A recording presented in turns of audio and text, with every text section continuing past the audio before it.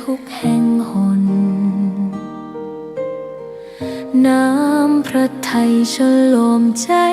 คนทั่วพื้นแผ่นดินยังอบอุ่นรอยยิ้มพระพักตร์ยังส่องแสงในดวงใจไทยไม่ลืม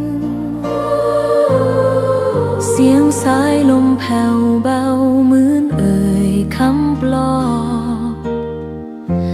ว่าพระองค์ยังอยู่ใกล้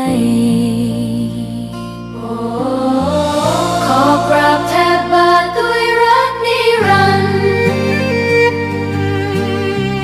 น้ำตาหลั่งพลันจากใจคนไทยแม้เสด็จสู่ฟ้าไกลแต่พระหฤทัยอยู่ในแผ่นดินนี้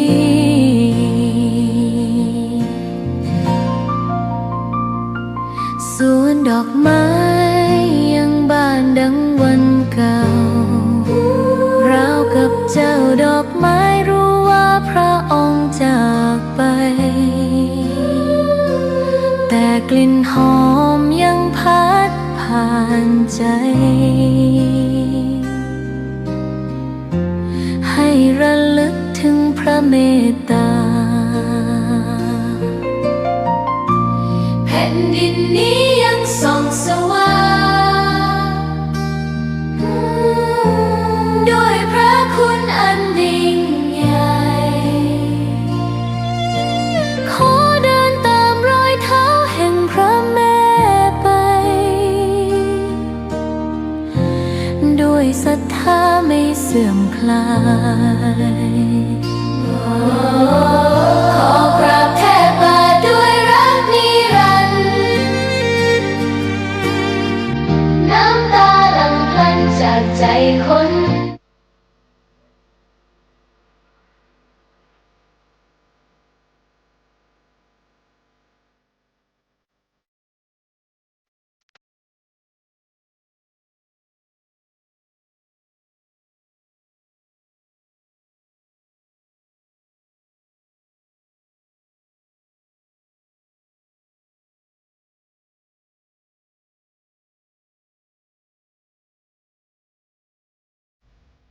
งานเผยแผ่เป็นหัวใจสำคัญของพระพุทธศาสนา พระพุทธเจ้าอุบัติขึ้นมาบนเป้าหมายแห่งการเผยแผ่ความดีนำความดีไปแทรกไว้ในจุดที่มีความดีไม่มากค่อยๆเจือจางจนกระทั่งความไม่ดีนั้นหายไปเหลือแต่ความดีหรือมีดีมากกว่าไม่ดี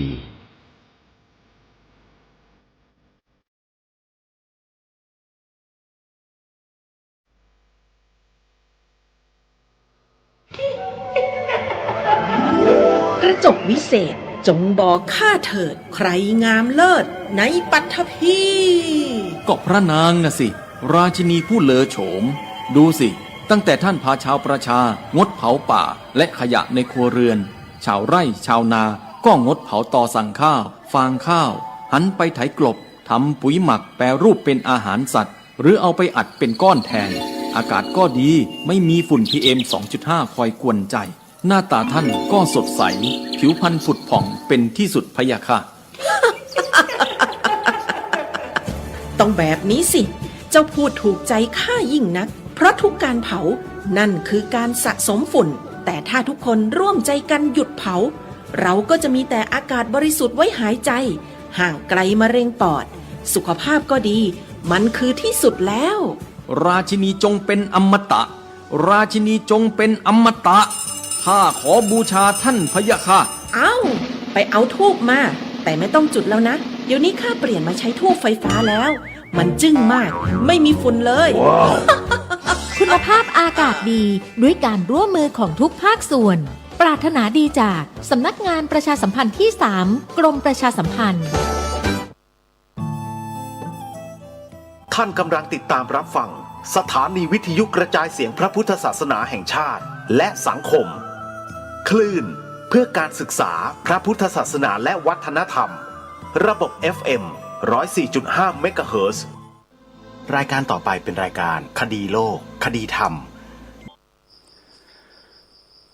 ขอกราบถวายความนอบน้อมแด่พระรัตนตรัยถวายความเคารพพระมหาเถระพระเถรานุเถระทุกท่านขอเจริญสุขญาติโยมสาธุชน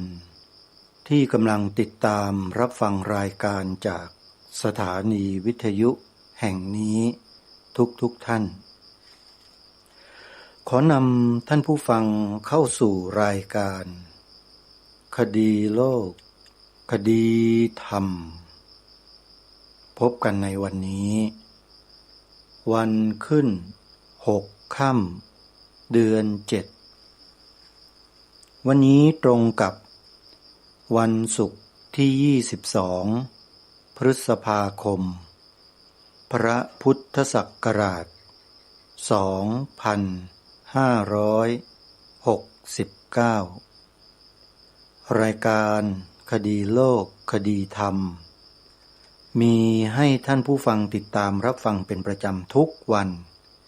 ทางสถานีวิทยุพระพุทธศาสนาแห่งชาติสาธุชนสามารถติดตามรับฟังรายการนี้พร้อมด้วยรายการธรรมะสาระที่ดีๆจากสถานีวิทยุพระพุทธศาสนาทั่วราชอาณาจักรได้โดยการดาวน์โหลดแอปพลิเคชันที่ชื่อว่าวิทยุพุทธศาสนาทั่วไทยแอปพลิเคชันดังกล่าวนี้รวบรวมสถานีวิทยุพระพุทธศาสนาแห่งชาติไว้ในที่เดียวกันมากถึง48สถานีในปัจจุบันและอนาคตก็จะเพิ่มขึ้น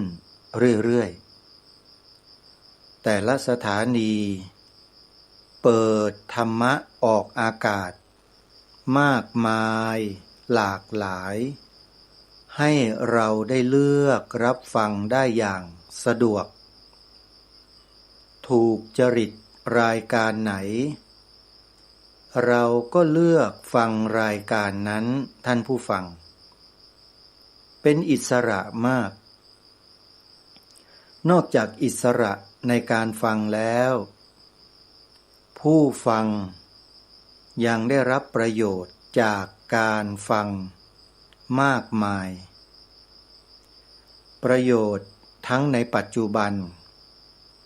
ประโยชน์ทั้งในอนาคตทั้งชาตินี้และชาติหน้า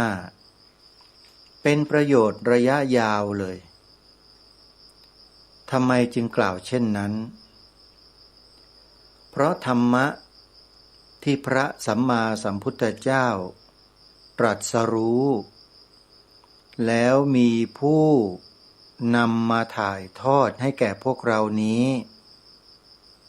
สามารถทำให้จิตใจของเราเนี่ยหลุดพ้นจากบ่วงมารได้ทุกวันนี้มนุษย์ในโลกของเราเนี่ยตกอยู่ในอำนาจของบ่วงมารตัวใหญ่มากแต่จะไม่ขอนำมาบอกเล่าเพราะในปัจจุบันนั้นการใช้สื่อสารสารสนเทศในโลกโซเชียลเนี่ยมีข้อจำกัดเพิ่มขึ้นเรื่อยๆคำบางคำไม่สามารถจะเอ่ยออกอากาศได้เดี๋ยวโซเชียลถูกปิดเช่นคำว่าตามียอยักษ์คำนี้พูดออกโซเชียลไม่ได้แล้วนะโยมถ้าเสียงนี้ออกไปเมื่อไหร่ AI มันจะรู้ทันที และมันก็จะประมวลผลส่งไปยังส่วนกลางแล้วก็บอกว่าช่องนี้ทำผิดกฎชุมชนปิดเรียบร้อยฮะใช้งานไม่ได้เพราะฉะนั้นคำบางคำที่ทางรายการสงวนไว้เนี่ยจึงไม่พยายามจะพูดให้เฝือนานๆจะพูดสักครั้งหนึ่งเช่นเมื่อวานนี้เอ่ยถึงชื่อกลุ่มคนกลุ่มหนึ่งที่ควบคุมมนุษย์ระดับผู้นำของโลกเอาไว้และผู้นำของโลกนั่นแหละก็ใช้กฎกติกาใช้วิธีการสารพัด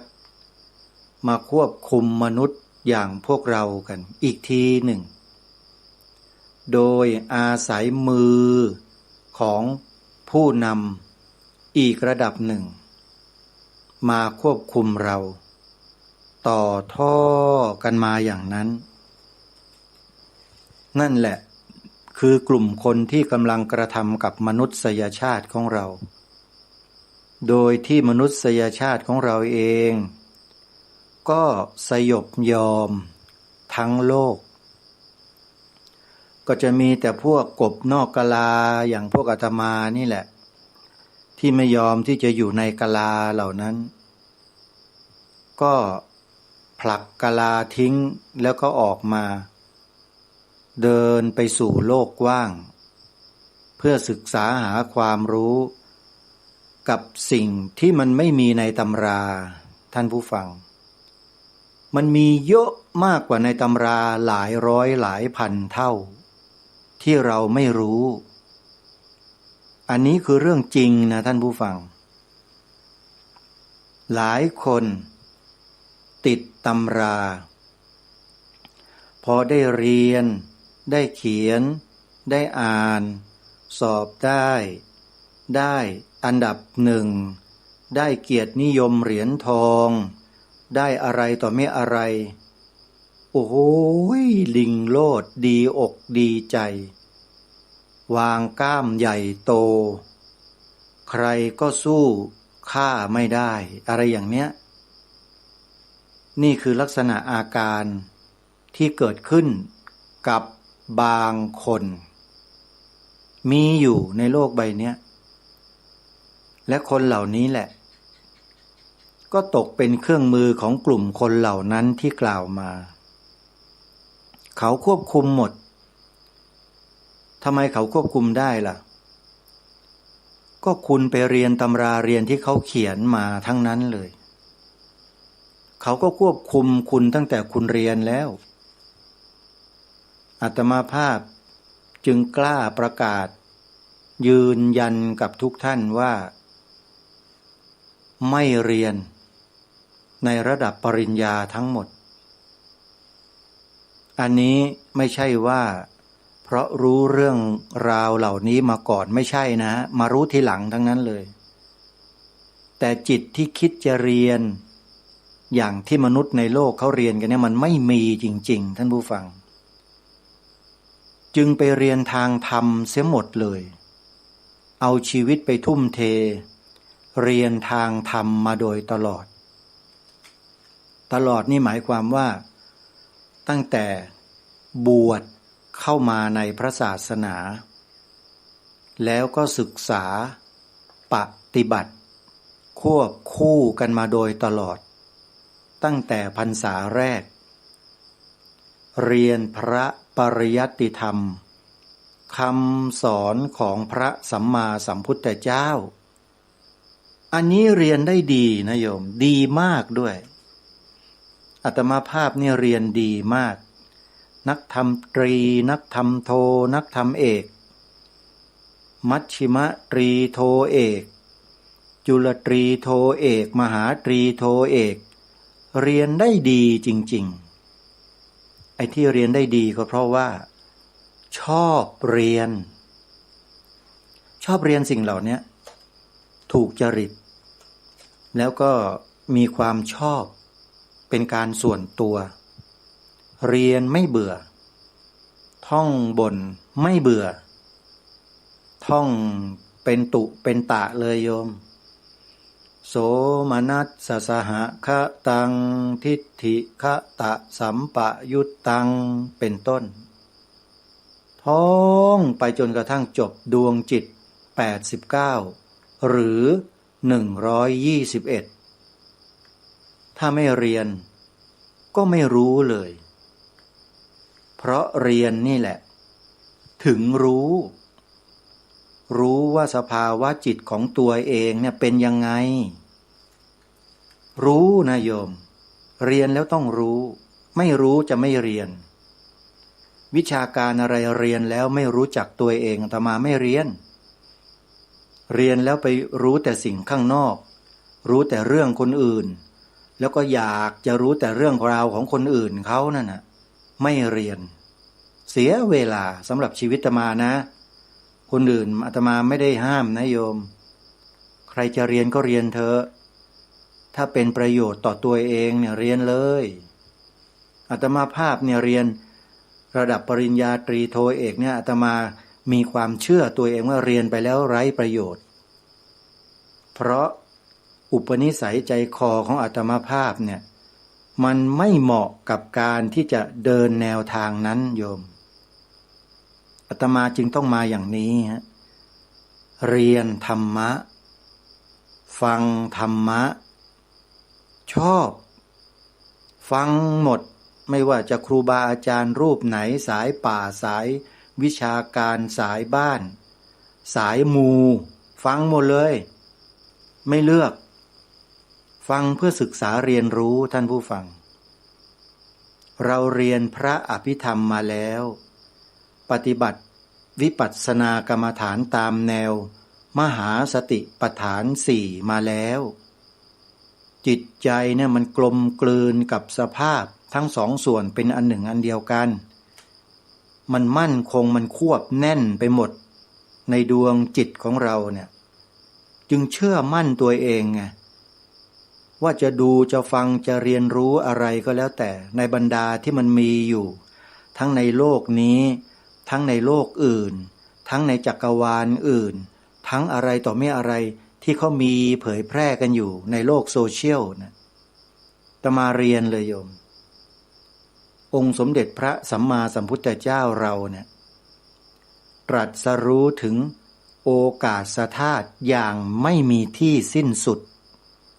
ยิ่งกว่านักดาราศาสตร์ของโลกในปัจจุบันอีกพระพุทธเจ้าเนี่ยทรงทราบทรงรู้เนี่ยสิ่งที่มันอยู่ในอวกาศเนี่ยรู้ยิ่งกว่านักดาราศาสตร์ในยุคปัจจุบันนี้อีกกล้องฮับเบิลก็ดีกล้องเจมส์เว็บก็ดีที่ฉายภาพในอดีตที่ผ่านมาเจอจักรวาลกาแล็กซี่ที่ไกลออกไปเป็นแสนล้านปีแสงอะไรที่เขาว่ากันนะ1,200,000,000 ปีแสงอะไรก็แล้วแต่สู้พระปัญญาญาณของพระสัมมาสัมพุทธเจ้าไม่ได้เลยพระพุทธเจ้าทรงทราบมากกว่านั้นพระองค์ใช้คำว่าอะไรทราบไหมญาติโยมใช้คำว่าสกลจักรวาลสกลจักรวาลแสนโกฏโลกธาตุโยมลองไปนับดูที่ว่าแสนโกฏเนี่ยตัวเลขจะยาวแค่ไหนแสนโกฏโลกธาตุสกลจักรวาลนั่นคือสิ่งที่พระสัมมาสัมพุทธเจ้าทรงทราบทั้งหมดแต่ไม่ทรงนำมาตรัสแสดงให้เป็นหลักเพื่อให้เหล่าสาวกได้เรียนรู้ศึกษาเพราะไม่มีประโยชน์พระองค์จึงทรงเทียบเคียงให้บางส่วนเท่านั้นอย่างที่เราได้อ่านได้ศึกษาเรียนรู้กันในเรื่องของโลกธาตุทั้งหลายภพภูมิทั้งหลายนั่นน่ะแค่นั้นแหละแค่นี้ก็เหลือเฟือแล้วโยม ไม่ต้องไปศึกษาอะไรให้มากไปกว่านั้นเหมือนอย่างที่อาตมาศึกษาเรียนรู้ไม่ต้องหรอกเสียเวลาโยมให้อาตมาภาพศึกษาอยู่เพียงแค่รูปเดียวก็พอเพราะอาตมาภาพเป็นคนที่ชอบค้นคว้าศึกษาเรียนรู้สิ่งที่มันอยู่นอกเหนือตำราเหนือโลกพูดกันง่ายๆก็แล้วกันเรียนรู้ศึกษาเพื่ออะไรเพื่อมาเทียบเคียงกับหลักธรรมคำสอนของพระสัมมาสัมพุทธเจ้าให้เกิดความมั่นคงยิ่งขึ้นพอเราศึกษาสิ่งอื่นๆจนเข้าใจจนเห็นแจ้งจนรู้อะไรแล้วเนี่ยพอเรามาเทียบเคียงกับคำสอนของพระสัมมาสัมพุทธเจ้าแล้วเราจะโยนสิ่งเหล่านั้นทิ้งเมื่อไหร่ก็ได้ไม่เหลียวแลก็ได้เพราะสิ่งนั้นไม่ใช่ชีวิตของเราไม่ใช่เป้าหมายของเราแต่เป็นเพียงการศึกษาเพื่อให้รู้จักเพื่อทักทายสิ่งเหล่านั้นแล้วก็นำมาวิเคราะห์เจาะลงไปในประเด็นที่ควรจะนำมาเผยแพร่บางอย่างเพื่อบอกกล่าวกับพวกเราให้ทราบให้รู้ถึงกรณีบางกรณีที่กลุ่มคนกลุ่มหนึ่งกระทำต่อโลกใบนี้กระทำต่อมวลมนุษยชาติกระทำต่อพระบวรพุทธศาสนาของเราอาตมาภาพก็จะนำมาประมวลแล้วบอกญาติโยมแค่นี้แหละแต่จริงๆแล้วเนี่ยสาเหตุมันมาจากพวกนี้ทั้งนั้นพวกกลุ่มคนที่เขากำหนดให้คนในโลกหรือมนุษย์ในโลกเป็นไปตามที่เขาต้องการนั่นแหละอย่างที่เราทราบนั่นแหละเมื่อเราก้าวเข้าสู่รั้วมหาวิทยาลัยเมื่อไหร่ให้รู้ตัวไว้เถอะเรากำลังตกอยู่ในการควบคุมของระบบเหล่านั้นที่เขาวางเอาไว้พูดอย่างนี้ก็โดนตำหนิอาตมาเนี่ยโดนตำหนิประจำโดนว่าประจำก็เป็นธรรมดาอาตมาก็บอกแล้วอาตมาไม่ได้โกรธไม่ได้เคืองใครเลยคนที่เขาว่าเนี่ยเพราะอาตมาภาพรู้ดีว่าคนเหล่านั้นเขาไปถึงไหนเขาไปยังไงเขาตกหลุมอะไรอยู่อาตมาภาพรู้ไงโยมถ้าหากคนที่ไม่ได้ตกหลุมสิ่งเหล่านั้นอยู่อาการปฏิกิริยาที่ตอบมากับรายการคดีโลกคดีธรรมเนี่ยมันจะไม่เป็นคลื่นเวฟที่สูงนะสูงต่ำสูงต่ำยาวๆนะมันไม่เป็นนะเวฟของเขานี่จะเรียบธรรมดาเขาเรียกว่าอุเบกขาญาณพิจารณาโดยปัญญาแต่ถ้าคนบางประเภทโกรธไม่พอใจเกลียดคนที่เกลียดรายการไม่พอใจรายการคดีโลกคดีธรรมนั่นแหละคลื่นเวฟของเขาสูงต่ำต่ำทีอันไหนที่มันโกรธมากไม่พอใจมากๆนี่มันก็จะออกเป็นสีดำๆคล้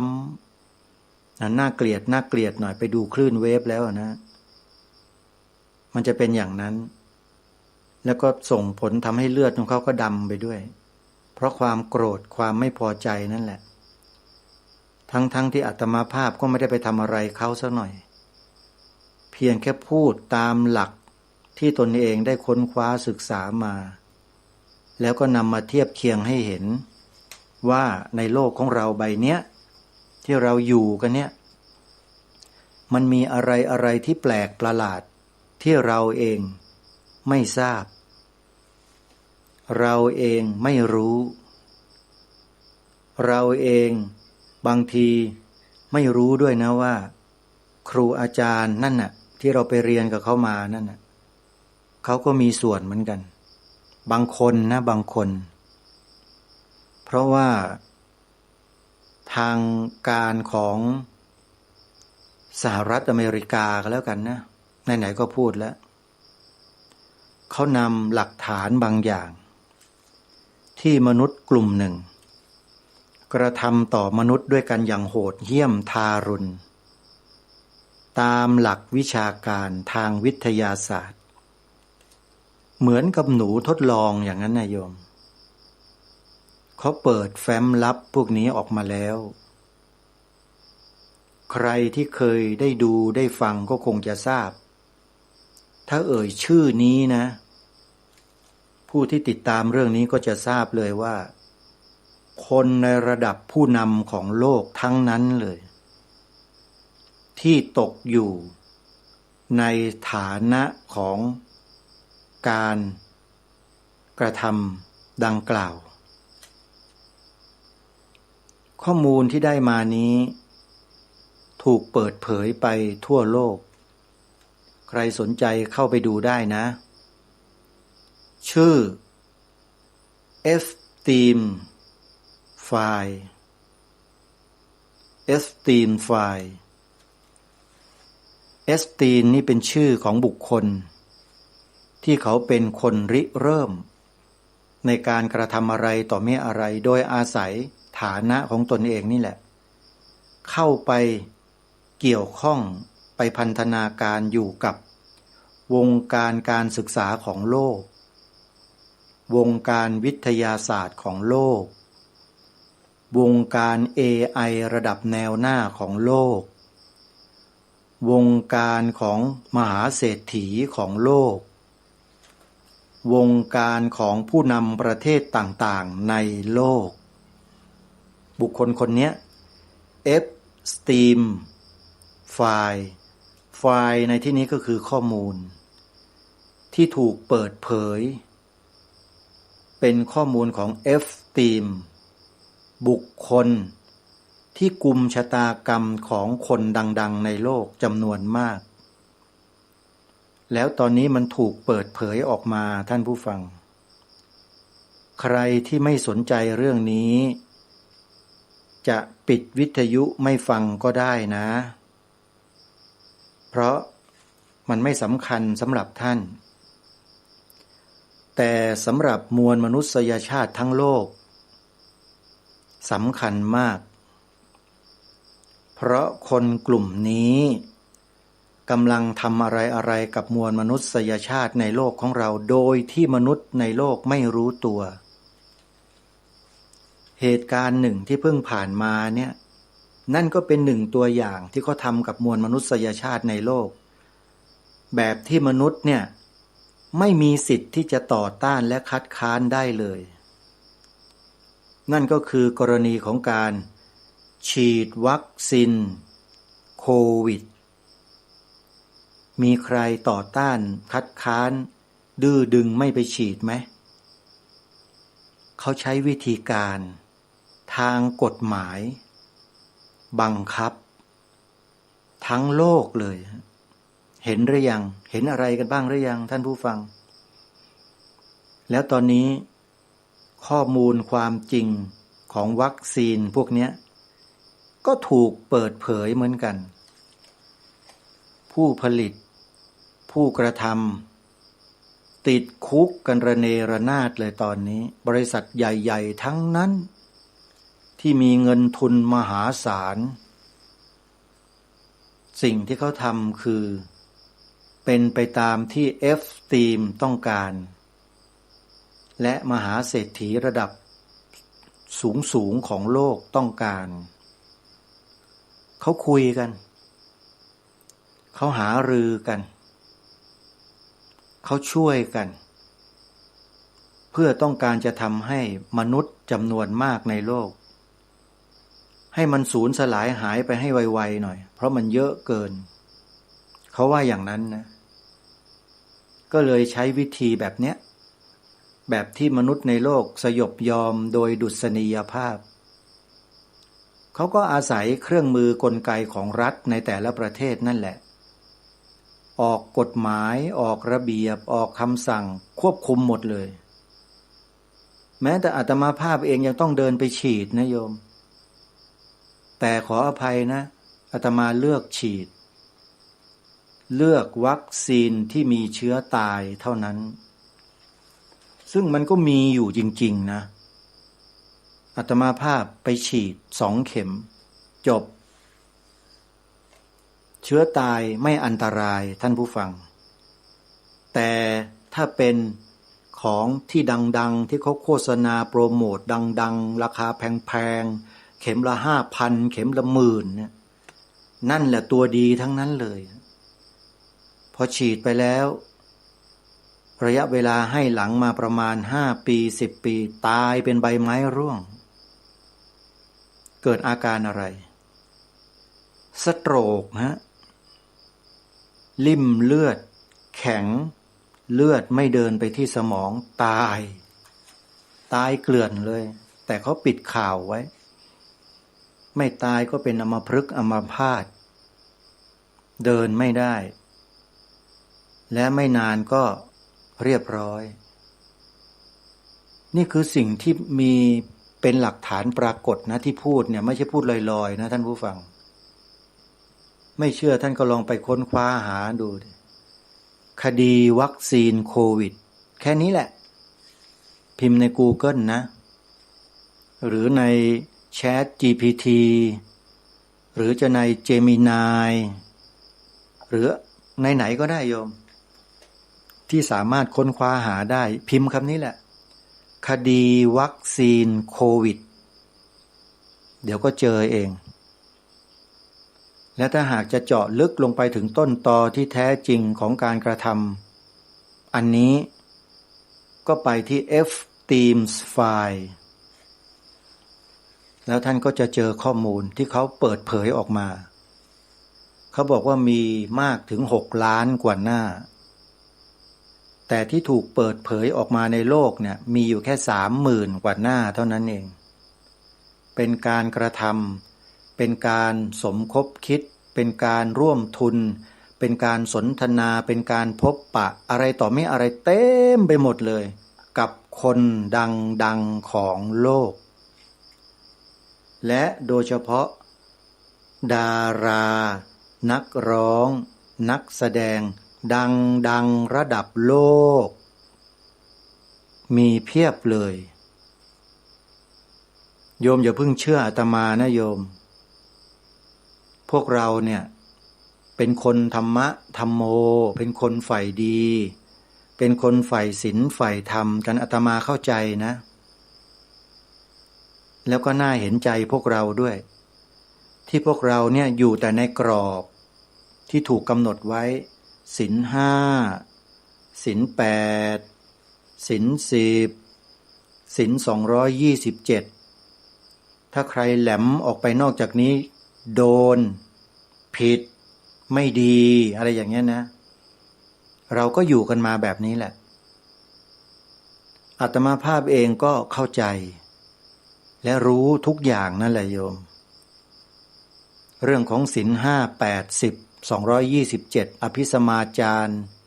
อะไรต่างๆเนี่ยอุปสิกขาวรรณนาก็ศึกษาหาอ่านมาแล้วเรียนมาแล้วโยมแล้วก็ปฏิบัติมาแล้วด้วยเพราะมีครูบาอาจารย์ที่รู้จักคุ้นเคยกันในสายวัดหนองป่าพงอย่างที่เคยเล่าให้ฟังผ่านมาหมดแล้วโยมแล้วก็ได้พูดคุยได้สนทนากับครูบาอาจารย์ทั้งหลายทั้งปวงเหล่านั้นมาแล้วให้ได้ข้อมูลดีๆจากท่านมากมายก็เป็นสิ่งที่น่าภาคภูมิใจสำหรับตัวอาตมาเองที่เป็นคนชอบหาความรู้แบบนี้แหละมันก็เลยได้ความรู้เกิดจากการแสวงหาไม่ใช่เกิดจากการนั่งหลับตาเพียงอย่างเดียวนะโยมถ้านั่งหลับตาเพียงอย่างเดียวเนี่ยคือไปนิพพานไม่ต้องการแสวงหาอะไรเข้าใจร่วมกันนะท่านผู้ฟังนะรายการคดีโลกคดีธรรมนั้นยังไม่ได้มุ่งสู่นิพพานนะโยมแต่เข้าใจเส้นทางไปนิพพานรู้และเข้าใจ แต่ยังไม่ไปทำไมไม่ไปล่ะเป็นห่วงญาติโยมเป็นห่วงพี่น้องประชาชนคนไทยเราจะพลาดพลั้งจะเสียพลังไปเปล่าๆให้กับสิ่งบางอย่างโดยไม่รู้ตัวก็เลยออกมาตะโกนมาบอกอยู่ทุกวันว่าให้ช่วยกันนะให้ช่วยกันนะโยมทำอย่างที่อาตมาภาพรณรงค์แล้วก็เสนอไปนี่แหละโยมทำเหอะเชื่ออาตมาเธอไม่เสียหายหรอกไม่เสียหายเลยแค่กล่าว2 ประโยคเนี่ยไม่เสียหายเลยมีแต่ได้กับได้ด้วยซ้ำไปจำได้ไหม2 ประโยคหรือลืมกันหมดแล้วแม่จันทิพย์ลืมหรือยังญาติธรรมสายบุญโยมแม่จันทิพย์แสงทองลืมกันหมดแล้วมั้งพวกเรา2 ประโยคเห็นไหมล่ะสุดท้ายก็ตกอยู่ในอำนาจของสัญญาอนิจจาใช่ไหมนี่แหละความไม่เที่ยงถ้าเราไปยึดมั่นถือมั่นมันก็ทุกข์เท่านั้นนะสิโยมมีอะไรในโลกที่พระสัมมาสัมพุทธเจ้าสอนให้เรายึดมั่นถือมั่นบ้างโยมเอ้ยยึดมั่นถือมั่นที่เป็นอกุศลนะไม่ใช่ที่เป็นกุศลนะโยมที่เป็นอกุศลนะพระพุทธเจ้าสอนให้เรายึดมั่นถือมั่นสิ่งที่เป็นอกุศลไหมหรือสิ่งที่ไม่ดีไม่งามท่านให้ยึดมั่นถือมั่นหรือเปล่าเปล่าท่านให้ปล่อยวางให้ทิ้งให้ขว้างให้ฆ่ามันทิ้งให้หมดอกุศลฆ่ามันทิ้งให้หมดอกุศลจิตนะจริงๆแล้วไม่ใช่อกุศลจิตหรอกเขาเรียกว่าอกุศลเจตสิกพวกนี้มันอาศัยจิตเราเกิดอยู่มันเกาะอยู่กับจิตกินอยู่กับจิตนอนอยู่กับจิตของเราเนี่ยไอ้ตัวเจตสิกนี่แหละถ้าไม่ศึกษาเรียนรู้พระอภิธรรมมัทธสังคหะให้เกิดใหม่ตายอีก8 ล้านชาติก็ไม่รู้จักมันหรอกโยมเรียนสิอาตมายังเรียนเลยใช้เวลาแค่นิดเดียวเอง7 ปี 6 เดือนก็จบแล้วโยมทำไมปล่อยเวลาล่วงเลยมาถึง50 60 80 ปีกันได้ล่ะสายไหมไปเรียนอายุ80ไม่สายโยมจะป่วยกล่าวไปยายคนที่เกษียณราชการ60ไปเรียนเต็มหมดเลยนะที่โรงเรียนอภิธรรมโชติกะวิทยาลัยซึ่งอาตมาภาพก็เป็นศิษย์เก่าที่นี่แหละอยู่ที่ไหนอภิธรรมโชติกะน่ะเดี๋ยวโยมจะไปเรียนด้วยบอกโยมได้ไหมได้สิโยมพี่น้องชาวไทยเชื้อสายจีนไปเรียนกันเยอะมากอาตมารู้จักเพื่อนๆร่วมชั้นเยอะแยะเลยโยมแล้วอายุอานามเนี่ยรวมกันทั้งห้องนั้นประมาณสัก 8,000 ปีได้มั้งเยอะจริงๆโยมไปเรียนกันเนี่ยวัยเกิน60ทั้งนั้นแล้วเรียนดีด้วยท่องกันสนุกสนานแข่งขันกันในห้องนะในห้องแล้วก็ตอบโต้กันถามกันตอบกันใครสงสัยใครไม่เข้าใจก็ช่วยกันนี่การเรียนพระอภิธรรมดีอย่างนี้พอถึงเวลาสอบเขาก็ห้ามคุยกันก็ได้แต่มองหน้าแล้วก็พยักหน้าเจอโจทย์เจออะไรต่างๆสนุกโยมเรียนอภิธรรมเนี่ยเชื่ออาตมาดิใครสนใจก็ไปสมัครได้ที่อีสานใต้ก็มีนะจังหวัดบุรีรัมย์ที่อำเภอลำปลายมาศใครฟังรายการอยู่แถวสุรินทร์น่ะถ้าต้องการเรียนพระอภิธรรมอย่างแตกฉานนะโยมไปที่วัดนี้จดชื่อวัดป่าชัยมงคลวัดป่าชัยมงคลอำเภอลำปลายมาศจังหวัดบุรีรัมย์ไม่แน่นะอนาคตเนี่ยสวนป่าสามัคคีธรรมของอาตมาเนี่ยอาจจะเปิดสอนพระอภิธรรมก็ได้อันนี้ยังไม่แน่นะโยมยังไม่แน่อาตมาภาพเรียนพระอภิธรรมมา ทำไมจะเปิดสอนไม่ได้เล่าขนาดอยู่กรุงเทพ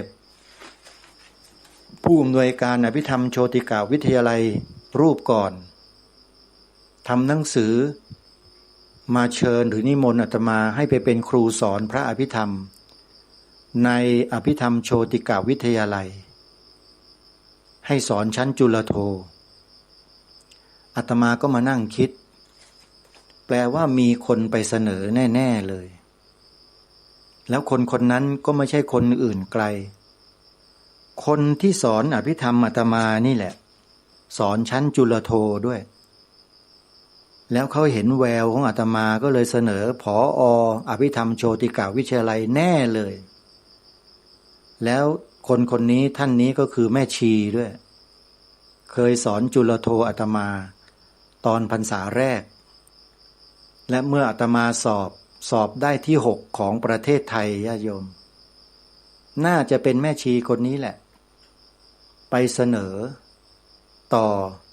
ผู้อำนวยการอภิธรรมโชติกะวิทยาลัยในสมัยนั้นก็เลยมีหนังสือมาเชิญให้ไปเป็นครูสอนอาตมาภาพปฏิเสธไปเพราะถ้าเป็นครูสอนอภิธรรมเนี่ยอาตมาภาพจะไม่มีโอกาสไปศึกษาอย่างอื่นเลยจะไม่มีโอกาสเดินทางเดินสายไปในที่ต่างๆเพื่อไปศึกษาเรียนรู้หาประสบการณ์อะไรต่อไม่อะไรที่ดีๆมากมายหลากหลายไปไม่ได้เลยโยมจะต้องเตรียมสอนอยู่ทุกวันไปไหนไม่ได้เลยโยมเลยปฏิเสธขออภัยนะโยมหัวเราะปฏิเสธนะแต่เชื่อไหมใครก็ตามที่จบอภิธรรมแล้วเขามีแต่จะวิ่งเข้าไปเป็นอาจารย์สอนอยากจะได้ตำแหน่งอาจารย์สอนในอภิธรรมโชติกะวิทยาลัยกันทั้งนั้นเลยเขาพยายามกันทุกวิถีทางอยากจะไปเป็นอาจารย์กันแต่ไม่ได้เป็นนะแต่อาตมานี่ตรงกันข้ามมีเทียบมาเชิญให้ไปเป็นแต่ปฏิเสธเอาสิเอาก็อาตมาจะโยม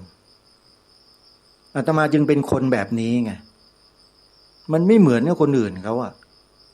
คนอื่นเขาคิดไปทางซ้ายอาตมาคิดไปทางขวาคนอื่นเขาเดินหน้าอาตมาเดินถอยหลังเป็นคนแบบนี้แหละเพราะฉะนั้นญาติโยมจึงไม่ค่อยชอบไม่ชอบคนอย่างนี้ก็เป็นเรื่องปกติเพราะอาตมานี่ตั้งปณิธานตัวเองไว้แล้วว่าถ้าจะทำหน้าที่เผยแผ่ทำหน้าที่จัดรายการวิทยุเตรียมตัวไว้นะจะมีคนเกลียดมึงเยอะอาตมาพูดกับตัวเองนะโยมไม่ได้พูดกับโยมนะขออภัยด้วยอาตมารู้โยมถ้าอาตมาทำรายการแล้วจะมีคนเกลียดอาตมาเยอะไม่ชอบซึ่งมันก็เป็นอย่างนั้นจริงๆแต่มันมีอยู่อันหนึ่งที่อาตมาคิดต่อไปในอนาคตอันแสนไกลข้างหน้าว่าสักวันหนึ่งคนที่เกลียดอาตมาเนี่ยเขาจะรู้สึกแล้วเขาจะหันกลับเข้ามาเองเขาจะเจอปัญหาต่างๆด้วยตัวของเขาเองแล้วเขาก็จะฉุกคิดขึ้นมาได้แล้วก็จะกลายเป็นคนอีกประเภทหนึ่งเป็นยังไงนั้นอาตมาไม่ทราบแต่เป็นไปในทางที่ดีก็แล้วกันโยมเพราะฉะนั้นอาตมาจึงไม่โกรธไม่ว่าไม่ตำหนิไม่อะไรใครทั้งนั้นที่เกลียดที่โกรธที่ด่าที่ว่าอาตมาเนี่ยอาตมาเฉยๆโยมเพราะว่าเชื่อพระพุทธเจ้าพระพุทธเจ้าให้เราสำรวมระวังอินทรีย์ของเราอินทรีย์ในที่นี้ไม่ใช่นกอินทรีไม่ใช่ปลาอินทรีนะโยมอินทรีย์ก็คือความเป็นใหญ่ที่อยู่ในชีวิตเราเนี่ยให้ระวังพระพุทธเจ้าใช้ว่าระวังอินทรีย์อินทรีย์คืออะไรจักขุนทรีย์โสตินทรีย์ชิวหินทรีย์คานินทรีย์กายินทรีย์มนินทรีย์ถ้าแปลเป็นภาษาไทยๆฟังง่ายๆก็คือ ตา หู จมูก ลิ้น กาย และใจอายตนะหกนั่นแหละไม่ใช่อะไรไกลหรอกตัวเราทั้งนั้นให้ระวังอยู่นี่ที่ตัวเราเนี่ยคนอื่นไประวังทำไมระวังเท่าไหร่ก็ห้ามเขาไม่ได้ระวังเท่าไหร่ก็หยุดเขาไม่ได้โยมนี่พุทธเจ้าสอนให้ระวังที่ใจเรานี่พอมีสิ่งมากระทบทางตาเข้าสู่ใจทันทีกระทบทางหูเข้าสู่ใจทันทีกระทบทางจมูกเข้าทางใจทันทีกระทบทางลิ้นเข้าทางใจทันทีกระทบทางกายเข้าทางใจทันทีกระทบทางใจมันก็อยู่ที่ใจเราทันทีพุทธเจ้าให้สำรวมระวังนี่แหละตัวเรานี่แหละตาหูจมูกลิ้นกายใจของเรานี่แหละโยมอาตมาภาพไม่เคยไประวังคนอื่นเลยนะไม่เคยเลยจริงๆไประวังให้เขาเดี๋ยวไอ้นั้นมากระทบตาแล้วนะนั่นเดี๋ยวกระทบหูแล้วนะไประวังทำไมไม่ได้เรื่องไม่เป็นได้ประโยชน์แล้วนี่ระวังที่ตัวเองพอมีอะไรเข้ามาทางตารู้หูรู้จมูกรู้ปากลิ้นรู้กายใจรู้เท่าทันภาษิตโบราณเขาบอกรู้เท่าเอาไว้กันรู้ทันเอาไว้แก้ใช้ได้กับวิปัสสนากรรมฐานนะ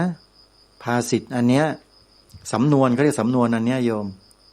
รู้เท่าเอาไว้กันรู้ทันเอาไว้แก้ก็คือรู้ใจตัวเราเองถ้ารู้เท่ามันก็กันได้กันอะไรกันกิเลสไม่ให้มันแผลงฤทธิ์แก้อะไรได้รู้ทันแล้วแก้อะไรได้แก้กิเลสไม่ให้มีกำลังให้มันอ่อนกำลังลงไปจนกระทั่งหมดไปได้นี่เห็นไหมรู้เท่าเอาไว้กันรู้ทันเอาไว้แก้ที่รู้แน่ๆก็คือตัวรู้ที่เรียกว่าปัญญาพระอริยเจ้าทั้งหลายทั้งปวงที่ท่านตรัสรู้บรรลุเป็นพระโสดาบันบ้างเป็นพระสกทาคามีบ้างเป็นพระอนาคามีบ้างเป็นพระอรหันต์บ้างท่านบรรลุด้วยอะไรโยมบรรลุได้ด้วยศีลหรือเปล่าบรรลุได้ด้วยสมาธิใช่ไหมบรรลุได้ด้วยอะไรโยมด้วยปัญญาปัญญายะปริสุทธิชติคนเราบริสุทธิ์ได้ด้วยปัญญาแต่ต้องระวังด้วยนะปัญญาเนี่ยมันมีสองแบบปัญญาสัมมาทิฏฐิกับปัญญามิจฉาทิฏฐิถ้าปัญญาสัมมาทิฏฐิก็จะนำเราไปทำกุศลกล่าวกุศลคิดกุศลคือในทางที่ดีถ้าปัญญามิจฉาทิฏฐิเมื่อไหร่พาไปกระทำอกุศลพูดอกุศลคิดอกุศลเป็นไงท่านผู้ฟังเห็นหรือยังว่าปัญญาเนี่ยถ้าเป็นสัมมาทิฏฐิก็จะนำพาไปในทางที่ดีทางหลุดพ้นได้ถ้าเป็นปัญญามิจฉาทิฏฐิก็พาไปตรงกันข้ามเท่านั้นแหละองค์สมเด็จพระสัมมาสัมพุทธเจ้าจึงทรงให้พวกเราเนี่ยเจริญภาวนาเจริญภาวนาของพระสัมมาสัมพุทธเจ้านั้น ไม่มีคำบริกรรมแต่ทรงใช้ให้กำหนดรู้ ทุกข์ควรกำหนดรู้จักทุกข์ไว้ก่อนโยมว่าทุกข์นั้นคืออะไรจะอยู่กับทุกข์ยังไงจะแก้ทุกข์ด้วยวิธีใดจนกระทั่งถึงกำจัดความทุกข์ให้สิ้นไปทำยังไงพระสัมมาสัมพุทธเจ้าตรัสบอกไว้หมดเกลี้ยงเลยไม่มีเหลือเลยไปดูได้ในโพธิปักขิยธรรม37หรืออภิญญาเทสิตธรรมเมื่อ 2-3 วันที่แล้วอาตมาชื่อวัดของหลวงปู่ทองใบวัดนาหลวงท่านเนี่ยบอกตอนท้ายผิดไปหน่อย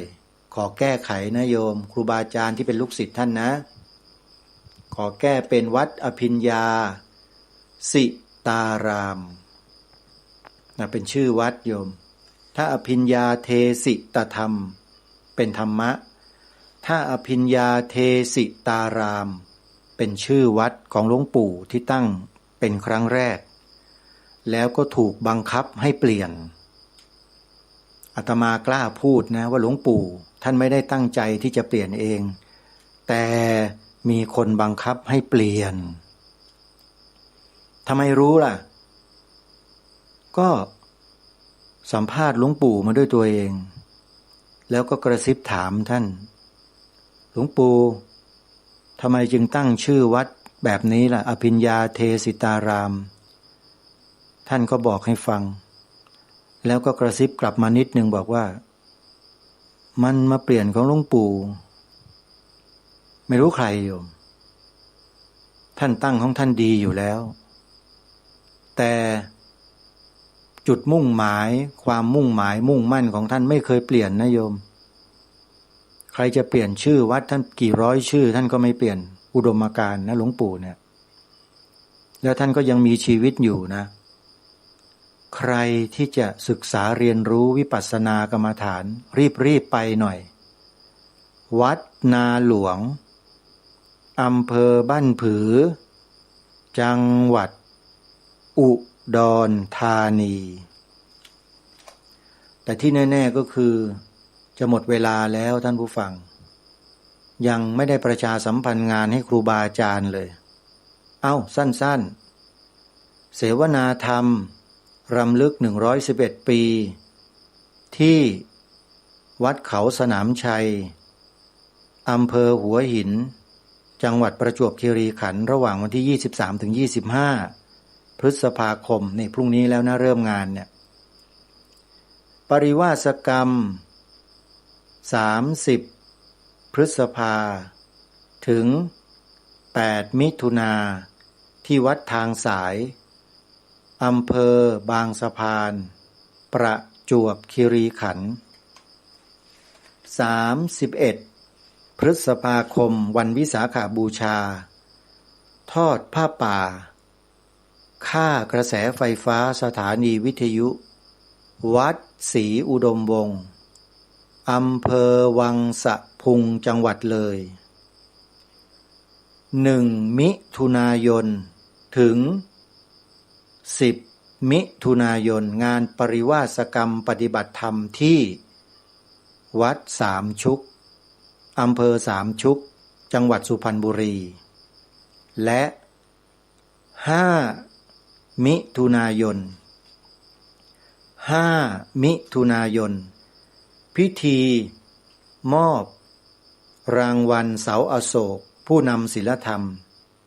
ถวายแด่พระภิกษุพระภิกษุณีมอบให้กับคฤหัสถ์ญาติโยมโดยเฉพาะพระสงฆ์ในกลุ่ม Walk for Peace ที่ไปโด่งดังอยู่ที่ประเทศอเมริกาจะเดินทางมารับเสาอโศกในปีนี้ด้วย5 มิถุนายนที่ไหนมหาวิทยาลัยเทคโนโลยีราชมงคลธัญบุรีตำบลคลอง6อำเภอคลองหลวงจังหวัด ปทุมธานีขอเชิญร่วมงานกันนะ เวลาของรายการหมดแล้วต้องขอสมมุติยุติไว้แต่เพียงเท่านี้ขอความสุขสวัสดีจงมีแด่ท่านผู้ฟังทุกท่านทุกคนเถิดขอเจริญพร ที่จบไปแล้วนั้นเป็นรายการ คดีโลก คดีธรรม ดำเนินรายการโดย พระครูปลัดนรงค์ฤทธิ์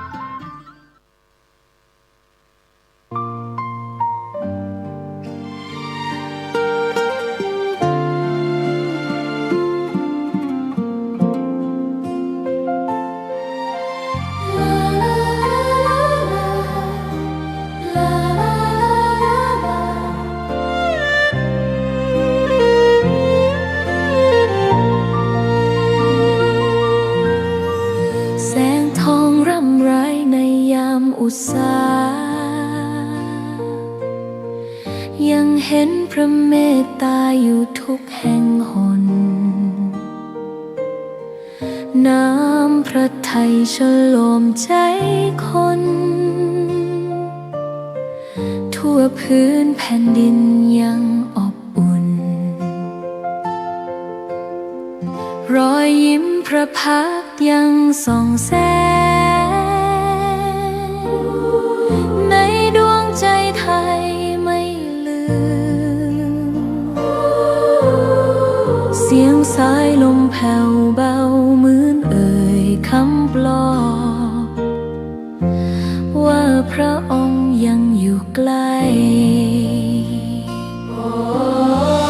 ขอกราบแทบบาทด้วยรักนิรันดร์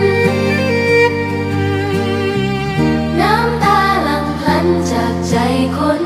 ไทย แม้เสด็จสู่ฟ้าไกล แต่พระหฤทัยอยู่ในแผ่นดินนี้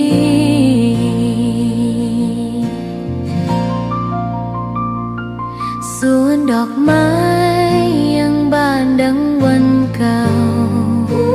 ราวกับเจ้าดอกไม้รู้ว่าพระองค์จากไป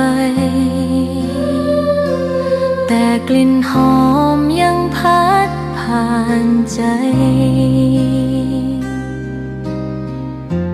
ให้ระลึกถึงพระเมตตา แผ่นดินนี้ยังส่องสว่างด้วยพระคุณอันยิ่งใหญ่ ขอเดินตามรอยเท้าแห่งพระแม่ไป ด้วยศรัทธาไม่เสื่อมคลาย ขอกราบแทบบาทด้วยรักนิรันดร์น้ำตาหลั่งพลันจากใจคนไทย แม้เสด็จสู่ฟ้าไกล แต่พระหฤทัยอยู่ในแผ่นดินนี้ ดวงใจไทยทุกดวงขอพักดีขอถวายรักนี้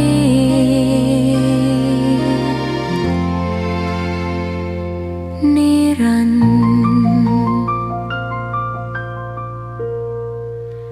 แด่พระพันปี